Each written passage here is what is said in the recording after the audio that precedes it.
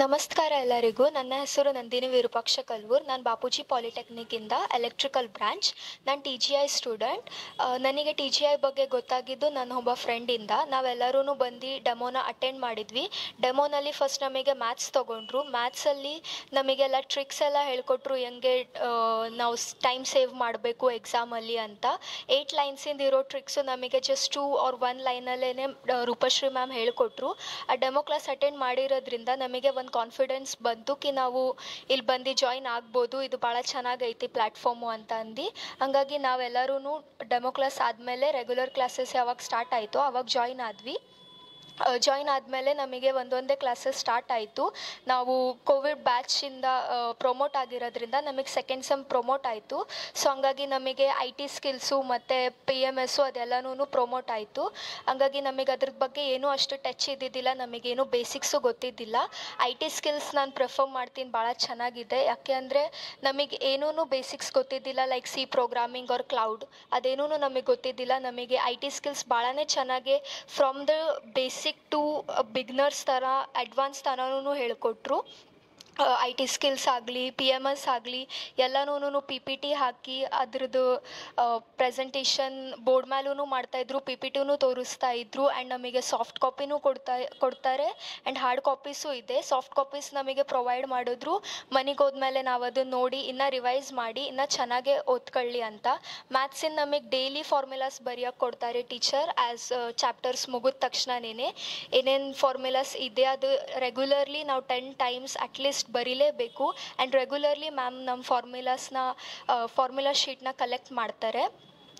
Formulas ಯಾಕೆ ಅಂತ ಅಂದರೆ ನಾವು ಮ್ಯಾಥ್ಸಲ್ಲಿ ಮೇನ್ ಫಾರ್ಮುಲಾಸ್ ಏನೇ ಅದು ನಮ್ಮ ಸ್ಟ್ರಾಂಗ್ ಇತ್ತು ಅಂತ ಅಂದರೆ ನಾವು ಈಸಿಲಿ ಮ್ಯಾಥ್ಸ್ನ ಪಾಸ್ ಮಾಡ್ಕೋಬೋದು. ಹಂಗಾಗಿ ಎಲ್ಲರೂ ಹೇಳ್ತಾರೆ ಡಿಫ್ರೆನ್ಸಿಯೇಷನ್ ಆ್ಯಂಡ್ ಇಂಟಿಗ್ರೇಷನ್ ಹಾರ್ಡ್ ಅಂತ. ಬಟ್ ಟಿ ಜಿ ಐಗೆ ಬಂದಮೇಲೆ ಅದಂಗೆ ಅನ್ಸೋದಿಲ್ಲ. ಯಾಕೆಂದರೆ ಮ್ಯಾಮ್ ನಮಗೆ ಭಾಳ ಈಸಿ ವೇಯಲ್ಲಿ ಹೇಳ್ಕೊಟ್ರು, ಭಾಳ ಈಸಿ ಟ್ರಿಕ್ಸ್ ಹೇಳ್ಕೊಟ್ರು. ಹಂಗಾಗಿ ನಮಗೆ ಮ್ಯಾಥ್ಸ್ ಭಾಳ ಹಾರ್ಡ್ ಅಂತ ಅನಿಸಲ್ಲ. ಆ್ಯಂಡ್ ನಾನು ಹೇಳ್ತೀನಿ ಕಿ Roopashree ma'am is a lawyer. Because ma'am ಏನು ನಮಗೆ ಪ್ರಾಮಿಸ್ ಮಾಡಿದ್ರು ನಿಮ್ಮ 100% ಸಿಲೆಬಸ್ ಕಂಪ್ಲೀಟ್ ಮಾಡ್ತೀನಿ ಅಂತ. ಮ್ಯಾಮ್ ಅದಕ್ಕಿಂತ ಜಾಸ್ತಿನೇ ನಮಗೆ ಪ್ರೊವೈಡ್ ಮಾಡಿಕೊಟ್ಟಿದ್ದಾರೆ. ಲೈಕ್ ನಾಟ್ ಓನ್ಲಿ DCET ಅಷ್ಟೇ, ನಮಗೆ ಇಂಜಿನಿಯರಿಂಗಿಗೂ ಪ್ರಿಪೇರ್ ಮಾಡ್ತಾರೆ. ಆ್ಯಂಡ್ ನಾವೇನಾರ ಬೇರೆ ಎಂಟ್ರೆನ್ಸ್ ಎಕ್ಸಾಮ್ ಕೊಡಬೇಕು ಅಂದರೆ ಅದಕ್ಕೂ ವೆಲ್ ಪ್ರಿಪೇರ್ ಮಾಡ್ತಾರೆ ಈಗಲಿಂದಾನೇ. ನಾಟ್ ಓನ್ಲಿ ಮ್ಯಾಥ್ಸ್, ಬೇರೆ ಸಬ್ಜೆಕ್ಟ್ಸು ಕೂಡ ಭಾಳನೇ ಚೆನ್ನಾಗಿದೆ. Like PMS, I T skills ಆಗಲಿ ಯಾವುದೇ ಆಗಲಿ ಎಲ್ಲ ಸಬ್ಜೆಕ್ಟ್ಸು ಭಾಳ ಚೆನ್ನಾಗೇ ಮಾಡಿಕೊಟ್ರು. ಎಲ್ಲ ಚಾಪ್ಟರ್ಸ್ ಆದ ತಕ್ಷಣ ನಮಗೆ ಒಂದು ಚಾಪ್ಟರ್ ವೈಸ್ ಟೆಸ್ಟ್ ಇಡ್ತಾರೆ. ಆ ಟೆಸ್ಟ್ ಅಟೆಂಡ್ ಮಾಡಿದಾಗೆ ನಮಗೆ ಗೊತ್ತಾಗುತ್ತೆ ಕಿ ನಾವು ಎಷ್ಟು ಪ್ರಾಪರಾಗಿದ್ದೀವಿ, ಎಷ್ಟು ಸೀರಿಯಸ್ನೆಸ್ ಇದ್ದೀವಿ ಓದೋದ್ರಲ್ಲಿ. ಇಫ್ ನೀವು ಟೆಸ್ಟಲ್ಲಿ ಅಷ್ಟು ಚೆನ್ನಾಗಿ ಮಾರ್ಕ್ಸ್ ತಗೊಳ್ಳಿಲ್ಲ ಅಂದ್ರೂ ಮ್ಯಾಮ್ ನಮಗೆ ಮೋಟಿವೇಟ್ ಮಾಡ್ತಾರೆ ನೀವು ನೆಕ್ಸ್ಟ್ ಎಕ್ಸಾಮ್ನ ಚೆನ್ನಾಗಿ ಮಾಡಿರಿ ಅಂತ.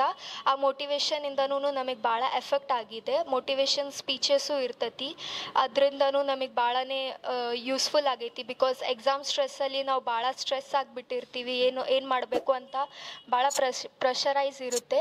ಸೊ ಅದನ್ನೆಲ್ಲನೂ ಮ್ಯಾಮ್ ನಮಗೆ ಕಂಟ್ರೋಲಲ್ಲಿ ಇಟ್ಟು ನಮಗೆ ಫ್ರೀನೆಸ್ ಆಗಿ ಇರೋದು ಹೆಂಗೆ, ಸ್ಟ್ರೆಸ್ ತಗೊಳ್ಳಿಲ್ಲಂಗೆ ಓದೋದು ಹೆಂಗೆ, ಟ್ರಿಕ್ಸ್ ಏನು ಅಂತ ಎಲ್ಲನೂ ಹೇಳ್ಕೊಟ್ರು. ಪ್ಯಾರೆಂಟ್ಸ್ ಮೀಟಿಂಗ್ ಕೂಡ ಇರುತ್ತೆ. ಪ್ಯಾರೆಂಟ್ಸ್ ಮೀಟಿಂಗ್ ಯಾಕೆ ಇರುತ್ತೆ ಅಂತ ಅಂದರೆ ಈಗ ಕಾಲೇಜ್ ಹೆಂಗೆ ಸೆಲೆಕ್ಟ್ ಮಾಡಬೇಕು ಏನು ಅಂತ ಎಲ್ಲ ಪ್ಯಾರೆಂಟ್ಸಿಗೂ ಗೊತ್ತಾಗಬೇಕು ಅಂತ ಟೀಚರ್ ಪ್ಯಾರೆಂಟ್ಸ್ ಮೀಟಿಂಗು ಇಡ್ತಾರೆ. ಆ್ಯಂಡ್ ಪ್ಯಾರೆಂಟ್ಸ್ ಮೀಟಿಂಗ್ ಭಾಳ ಎಫೆಕ್ಟಿವ್ ಆಗೇ ಇತ್ತು. ನಮ್ಮ ಪ್ಯಾರೆಂಟ್ಸಿಗೂ ಚೆನ್ನಾಗೇ ಗೊತ್ತಾಯಿತು ಕಿ ಎಲ್ಲೆಲ್ಲಿ ಏನೇನು ಕಾಲೇಜಸ್ನ ಹೆಂಗೆ ಅಪ್ಲೈ ಮಾಡಬೇಕು ಅಂತ ಅಂದು. ಆ್ಯಂಡ್ ಲಾಸ್ಟಿಗೆ OMR ಟೆಸ್ಟ್ ಅಂತೂ ಮಸ್ಟ್ ಕಂಡಕ್ಟ್ ಮಾಡೇ ಮಾಡ್ತಾರೆ. ಲಾಸ್ಟಿಗೆ ನಮಗೆ OMR ಪ್ರೊವೈಡ್ ಮಾಡ್ತಾರೆ. OMR ಅಟೆಂಡ್ ಮಾಡೋದ್ರಿಂದ ನಮಗೆ ಒಂದು ಕಾನ್ಫಿಡೆನ್ಸ್ ಲೆವೆಲ್ ಇನ್ಕ್ರೀಸ್ ಆಗುತ್ತೆ. ಯಾಕೆ ಅಂದರೆ OMR ಅಲ್ಲೋಗಿ ನೀವು ಡೈರೆಕ್ಟಾಗಿ ಬರೆದ್ರೆ ನಿಮಗೆ ಕಾನ್ಫಿಡೆನ್ಸ್ ಇರಲ್ಲ, ಸ್ಟ್ರೆಸ್ ಇರ್ತೀರಾ, ಪ್ರೆಷರೈಸ್ ಇರ್ತೀರಾ. ಸೊ ನಮಗೆ ಇಲ್ಲೇ ಅದು ಎಲ್ಲನೂ ನಮಗೆ ಕಲಿಸ್ಕೊಟ್ರು ಕಿ ನಾವು ಹೆಂಗೆ ಟೈಮ್ ಸೇವ್ ಮಾಡಿ ಎಲ್ಲನೂ ಸಮ್ಸ್ ಸಾಲ್ವ್ ಮಾಡಬೇಕು, ಇಲ್ಲ ಬೇರೆ ಸಬ್ಜೆಕ್ಟ್ಸಿಂದ ಏನು ಟ್ರಿಕಿ ಕ್ವೆಶನ್ಸ್ ಇರ್ತವೆ ಅವನ್ನೆಲ್ಲನೂ ಸಾಲ್ವ್ ಮಾಡಬೇಕು ಅಂತ ಇಲ್ಲಿ ನಮಗೆ OMR ಭಾಳ ಸ್ಟ್ರಾಂಗ್ ಆಗೇ ಇಡ್ತಾರೆ. ಸೊ ದಟ್ ನಮಗೆ ಮೇನ್ ಎಕ್ಸಾಮ್ ಏನಿರುತ್ತೆ ಅದು ಭಾಳ ಈಸಿಯಾಗಿ ಅನಿಸುತ್ತೆ. ಸೊ